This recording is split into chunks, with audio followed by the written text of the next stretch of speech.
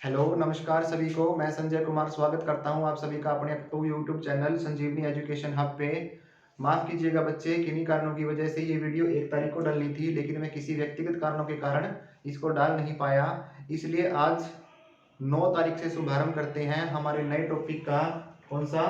Nervous system. जैसा कि आप थंबनेल देख रहे हैं बच्चे, नर्वस सिस्टम से हम शुरुआत कर रहे हैं। और नर्वस सिस्टम को जब हम पढ़ेंगे, शुरू में मैंने इंट्रोडक्शन दूंगा इसकी। नर्वस सिस्टम कितने प्रकार का होगा, कैसे पढ़ेंगे, जीरो से हीरो लेवल, मतलब कि हम बेसिक से एडवांस लेवल का ये चैप्टर करने वाले हैं। इससे पहले कि हम क्लासेस को शुरू करें बच्चे, एक चीज मैं आपको बता दूं कि अगर आपको मेरा ऑफलाइन बैच चाहिए है तो ऑफलाइन बैच के लिए आपको पतंजलि विद्यापीठ टोहाना आप ज्वाइन कर सकते हैं। प्रैक्टिस बैच जितने भी रहेंगे भाई, वो सारी की सारी क्लासेस मैं आपको अपने यूट्यूब चैनल संजीवनी एजुकेशन हब के ऊपर देता रहूंगा। तो देर न करते हुए शुरू करते हैं। हमारा पहला टॉपिक क्या है? Nervous system. क्या होता है बच्चे नर्वस सिस्टम? क्या इसके अंदर होता है, कितने इसके पार्ट होते हैं, सारे के सारे हम डिस्कस करेंगे इस चैप्टर के अंदर। सबसे पहले देखिए बच्चे, हमको भी कुछ भी, हमारा कोई भी व्यवहार है, हम किसी के साथ कोई व्यवहार करते हैं, हमारा मूड ऑफ है, हमको गुस्सा आ रहा है, हमको दर्द हो रहा है, दिल टूट रहा है, नफरत हो रही है, ये सारी की सारी चीजें बच्चे नर्वस सिस्टम कंट्रोल करता है। हमारा जो शरीर है वो एक गुलाम की तरह काम करता है। हमारा शरीर है जो, वो एक गुलाम है दिमाग का। ये सारी चीजें हम किसके अंदर पढ़ेंगे? नर्वस सिस्टम के अंदर। ये सारी चीजें हमारे व्यवहार को नियंत्रित करता है। जैसे कि हम कोई भी किसी के साथ कोई भी व्यवहार कर रहे हैं, उसका जो कंट्रोल करेगा हमारा नर्वस सिस्टम करेगा। दूसरी बात मैंने लिखा यहाँ पे क्या? संदेशों का यातायात। यातायात का मतलब क्या होता है बच्चे? किसी भी चीज को एक स्थान से दूसरी जगह पर पहुंचाने के लिए हम किस चीज का उपयोग करते हैं? यातायात, ट्रांसपोर्ट। जैसे एक गांव से दूसरे गांव, एक शहर से दूसरे शहर तक जाने के लिए हम किस चीज का प्रयोग करते हैं? बसेस का प्रयोग करते हैं, हम कारों का प्रयोग करते हैं, हम बाइक का प्रयोग करते हैं। इसीलिए इन संदेशों को एक स्थान से दूसरे स्थान तक पहुंचाने के लिए हम किस चीज का यूज करते हैं? ब्रेन का यूज करते हैं। ब्रेन क्या करते हैं? संदेशों को यातायात करेगा और हमारे बिहेवियर को क्या करेगा बच्चे? नियंत्रित करेगा। शुरू करते हैं नर्वस सिस्टम। सबसे पहले अगर इसकी डेफिनेशन आपसे पूछे बच्चे तो आप क्या बोलोगे? क्या बोलोगे कि ये हमारे व्यवहार को क्या करता है? नियंत्रित करता है। और क्या करता है? संदेशों का यातायात करता है। उसके बाद पार्ट। सर नर्वस सिस्टम की डेफिनेशन आपने बता दी, हमको पता लग गया कि ये बिहेवियर को कंट्रोल करेगा और क्या करेगा? ये संदेशों का भी ट्रांसपोर्ट करेगा, यातायात करेगा। उसके बाद सर इसके पार्ट कितने होंगे? नर्वस सिस्टम बच्चे मेनली 3 पार्ट के अंदर विभाजित होता है, 3 भागों के अंदर विभाजित रहेगा। सबसे पहले सेंट्रल नर्वस सिस्टम, इसको शॉर्ट फॉर्म में भी क्या बोला जाएगा? सीएनएस। सीएनएस मतलब सेंट्रल नर्वस सिस्टम, यानी कि केंद्रीय तंत्रिका तंत्र। केंद्रीय तंत्रिका तंत्र बोलेंगे इसको। जो बीच में होगा, जो मध्य भाग में हम पढ़ेंगे, वो बोलेंगे बच्चे क्या? पीएनएस, मतलब कि पेरिफेरल नर्वस सिस्टम। इसको बोलेंगे परिधीय तंत्रिका तंत्र। और जो थर्ड नंबर पे होगा उसको क्या बोलेंगे? एएनएस। एएनएस है बच्चे इसकी क्या? शॉर्ट फॉर्म, मतलब कि ऑटोनोमस नर्वस सिस्टम।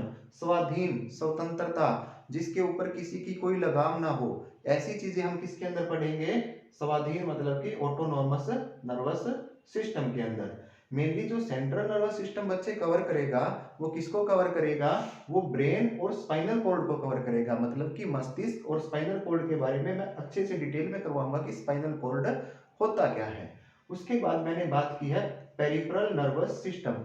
इसके अंदर बच्चे क्या करेंगे? जितने भी नर्व्स होंगी, नसें होंगी, उनके बारे हम जिक्र करेंगे, उनके बारे में डिस्कस करेंगे। अब बात होती है क्रेनियल नर्व और स्पाइनल नर्व। क्वेश्चन क्या आएगा बच्चे कि क्रेनियल नर्व या स्पाइनल नर्व किसका हिस्सा है? तो आप क्या लिखेंगे? ये पेरिफेरल नर्वस सिस्टम का एक हिस्सा है, एक भाग है। क्वेश्चन आ जाता है कि कितने पेयर क्रेनियल नर्व हमारे अंदर पाई जाती हैं? तो क्या लिखेंगे आप? 13 पेयर। 13 पेयर मतलब कि टोटल अगर नंबर आ जाए तो आप लिखेंगे 26, अगर पेयर पूछे जाए तो कितने लिखेंगे? 13। सर क्रेनियल नर्व का काम क्या होता है? क्या काम करती है ये? सर ये क्या करेंगे? जितने भी मैसेजेस होंगे ये ब्रेन तक लेके जाएंगी। ब्रेन तक मैसेज पहुंचाने का काम करती हैं क्रेनियल नर्व्स। और स्पाइनल क्या करेंगी? सर स्पाइनल नर्व क्या करेंगी? स्पाइनल कॉर्ड मतलब कि मेरुरज्जु तक क्या लेके जाएंगी? मैसेज को लेके जाएंगी।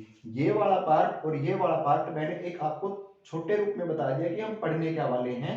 ये मत सोचना कि सर स्पाइनल के बारे में बता दिया, स्पाइनल कॉर्ड का कार्य क्या होगा। एक एक को डिस्कस करेंगे, अच्छी तरह से डिस्कस करेंगे, डीपली डिस्कस करेंगे। थर्ड देखो क्या, ऑटोनोमस नर्वस सिस्टम, मतलब कि स्वाधीनता या स्वतंत्र केंद्रीय स्वतंत्र तंत्रिका तंत्र। इसके अंदर मैंने एक शब्द लिखा, आप देख सकते हैं यहाँ पे, इनवॉलेंट्री फंक्शन। क्या होता है बच्चे इनवॉलेंट्री फंक्शन? अनैच्छिक क्रियाएं क्या होंगी? अनैच्छिक क्रियाएं वो होंगी बच्चे जिसके ऊपर हमारा कोई भी कंट्रोल नहीं है। अब मैं आपको बोल देता हूं कि अपने हाथ को आप ऐसे करके दिखाइए, आप कर लेंगे। अब मैं बोलता हूं कि आप अपने पलकों को झपका के दिखाइए, आप वो भी कर देंगे। अब मैं बोलता हूँ आप खड़े हो जाइए, आप खड़े हो जाएंगे। लेकिन अगर मैं आपको बोलूं कि आप 5 मिनट के लिए अपनी हार्ट बीट को बंद कीजिए, तो क्या आप कर सकते हैं? नहीं, बिल्कुल भी आप नहीं कर सकते। अगर मैं आपको बोलूं कि आप एक रोटी खाएंगे, जब रोटी खाने के बाद आप 10 मिनट तक उसका पाचन रोक देंगे, क्या आप ऐसा कर सकते हैं? नहीं कर सकते हैं। ये सारी की सारी इनवॉलेंट्री फंक्शन जो हो गए बच्चे, सारी की सारी अनैच्छिक क्रियाएं जिसके ऊपर हमारा कोई भी कंट्रोल नहीं होगा, वो सारी की सारी क्रियाएं किसके अंदर आएंगी? इनवॉलेंट्री फंक्शन के अंदर। अब देखो मैंने आपको क्या बताया, सेंट्रल नर्वस सिस्टम, दूसरा क्या बताया, पेरिफेरल नर्वस सिस्टम, तीसरा क्या बताया, ऑटोनोमस नर्वस सिस्टम। तीनों के तीनों क्लियर हैं? यहाँ तक किसी का डाउट है तो आप कमेंट में बता सकते हैं कि सर यहाँ से हमको समझ नहीं आया। अब बात करते हैं, हमने सबसे पहले बच्चे जिक्र किया सेंट्रल नर्वस सिस्टम के बारे में, केंद्रीय तंत्रिका तंत्र। कितने भाग लिखे हैं मैंने? 2 भाग।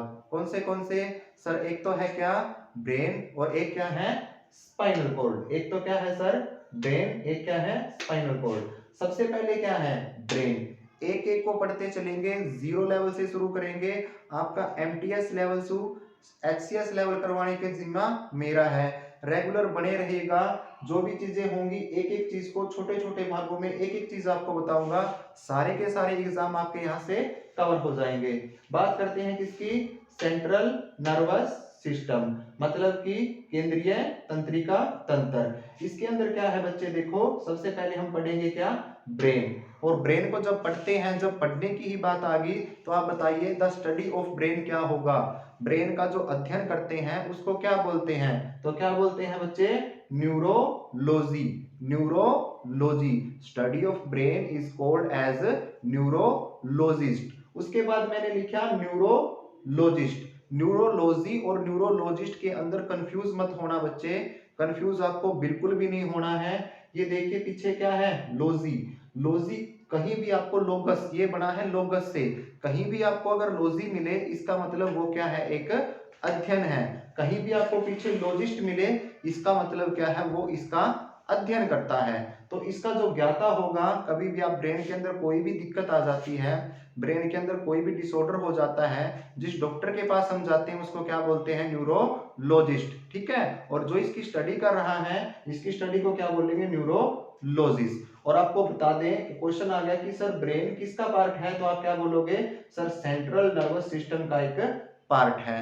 सारी की सारी चीजें ब्रेन कंट्रोल करता है। अब ब्रेन को भी सुरक्षा चाहिए भाई, कोई भी अगर किसी राज्य का कोई सीएम है उसको भी Z+ सिक्योरिटी मिलती है ना, इसीलिए जब हमारी पूरी बॉडी को ब्रेन कंट्रोल कर रहा है, इसके लिए भी तो कोई सिक्योरिटी होनी चाहिए, नहीं होनी चाहिए? बिल्कुल होनी चाहिए सर। मैंने बताया कि क्रेनियम, देखो आपका ये वाला पार्ट, जो ऊपर वाला पार्ट होगा जिसके अंदर हड्डी होती है, कठोर भाग, ये क्या करता है बच्चे, दिमाग की रक्षा करता है, मस्तिष्क की रक्षा करता है। और ये क्या है, इसके अंदर हड्डियां पाई जाती हैं। और ये क्वेश्चन आया हुआ था भाई, मैंने बहुत बार इस क्वेश्चन को देखा है, बहुत बार इस क्वेश्चन को फेस किया है कि हमारी जो क्रेनियम कैविटी होगी, जो दिमाग की रक्षा करती है, दिमाग के ऊपर जो हड्डियों की एक परत पाई जाती है जिसको कपाल बोलते हैं, उसके अंदर टोटल कितनी हड्डियां पाई जाती हैं? तो आप क्या लिखेंगे बच्चे, 8 बोन, यानी कि 8 हड्डियां पाई जाती है। कौन कौन सी होंगी, सारी की सारी जब बोन करेंगे, स्केलेटल सिस्टम जब आपको करवाऊंगा, एक एक हड्डियां आपकी उंगलियों पर आपको काउंट करवा के दिखाऊंगा। समझ गए? सबसे पहले जो कठोर परत होगी जिसके अंदर हड्डियां पाई जाएंगी, उसको क्या बोलेंगे बच्चे, क्रेनियम कैविटी, कपाल बोलेंगे। उसके अंदर कितनी हड्डियां होंगी, टोटल 8 हड्डियां। क्लियर है यहाँ तक? सर ये तो कोई सिक्योरिटी नहीं हुई, इसके बाद भी कोई सिक्योरिटी है क्या? बिल्कुल है बच्चे। इसके बाद भी एक मेम्ब्रेन मिलती है, इसके बिल्कुल बाद उसके अंदर बोन नहीं होती। अगर बोन का जिक्र होगा तो ओनली क्रेनियम कैविटी बोलेंगे आप। अगर उसके बाद भी एक परत मिलेगी जिसको क्या बोलेंगे? मेनेनिंग मेम्ब्रेन। अगर कंबाइन रूप से मेनेनिंग मेम्ब्रेन को देखते हैं, देखो अगर मैं इन दोनों को कंबाइन करता हूं तो ये एक है, अगर इनको कंबाइन करके मैं दिखा रहा हूं ये एक है, लेकिन अगर इनको मैं अलग अलग कर देता हूं तो ये दो है। इसलिए कंबाइन रूप से बोलेंगे तो क्या बोलेंगे? मेनेनिंग मेम्ब्रेन। लेकिन अगर आप इनको अलग अलग करेंगे ना तो ये 3 प्रकार की मेम्ब्रेन होगी। कितनी प्रकार की? 3 प्रकार की। क्वेश्चन आ गया कि मेनेनिंग मेम्ब्रेन सर कितने प्रकार की होती है, तो आप क्या बोलोगे? सर 3 प्रकार की होती है। 3 प्रकार की मेम्ब्रेन होगी मेनेनिंग, और एक क्या हो गया? कपाल हो गया। टोटल कितने हो गए? 4। तो ये 4 चीजें अगर आ जाए तो ये क्या करती हैं सर? ये हमारे मस्तिष्क को, हमारे ब्रेन को सुरक्षा देने का कार्य करती हैं, मेनेनिंग परत और कपाल। यहाँ तक जो मैंने सीएनएस के अंदर बताया, हमने अध्ययन के बारे में जिक्र किया, उसके अध्ययनकर्ता के बारे में जिक्र किया, किस चीज का ये पार्ट होगा, कौन सी मेम्ब्रेन होंगी, कपाल के अंदर कितनी हड्डियां होंगी, सारी की सारी चीजें आपको क्लियर है। अगर किसी के यहाँ पे कोई डाउट है तो आप कमेंट सेक्शन में उस डाउट को मेरे को लिख के बता सकते हैं। नेक्स्ट देखो, ब्रेन के बारे में हम पढ़ रहे थे, तो ब्रेन के कुछ फैक्ट होते हैं, ऐसे बायोलॉजिकल फैक्ट जिनको पता लगने पर हमें अचंभा भी होता है, लेकिन साइंटिफिकली ये प्रूव्ड है कि ये चीजें होती हैं। अगर मैं आपको बोलूं, यहाँ पे देखो मैंने पहली लाइन क्या लिखी है? Fattest organ of the body. इसका मतलब क्या होगा बच्चे? शरीर का सबसे वसीय अंग।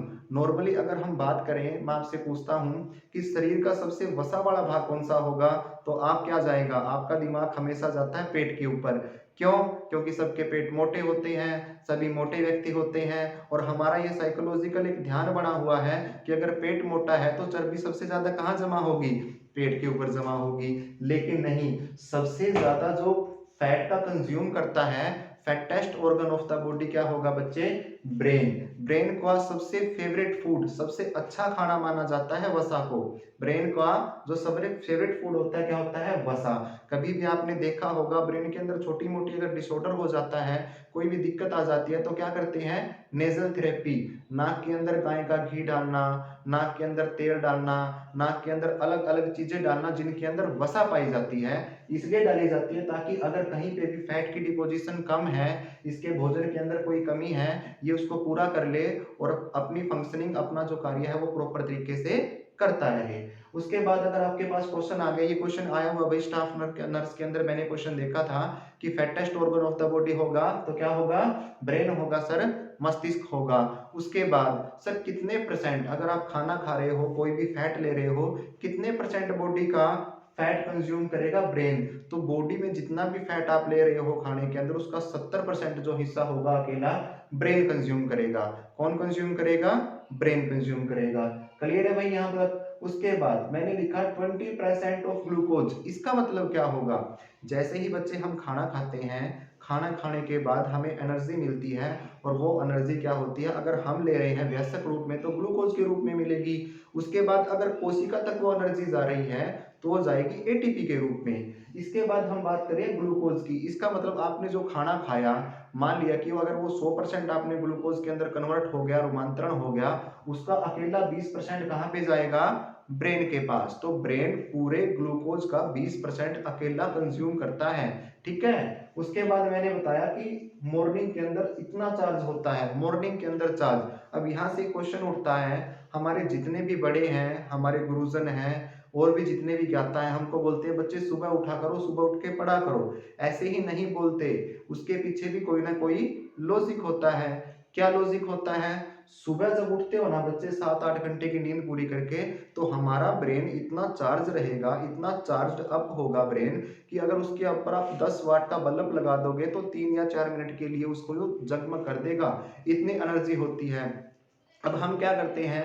सुबह उठते हैं, हमारा most of the time mobiles के अंदर और किसी चीजों के अंदर व्यतीत करते हैं, और दिमाग के अंदर नेगेटिविटी ज्यादा आती है। और इसी के आधार पर मैंने फोर्थ पॉइंट क्या बनाया है? विचारों वाला, कि 70 से 80 हजार विचार तो आते हैं, उसके अंदर 90% जो विचार होंगे ना, एक दिन के अंदर ब्रेन के अंदर 70 से 80 हजार तक विचार आएंगे। लेकिन बच्चे उसके अंदर कम से कम 90% तक जो विचार होंगे वो नेगेटिव होंगे।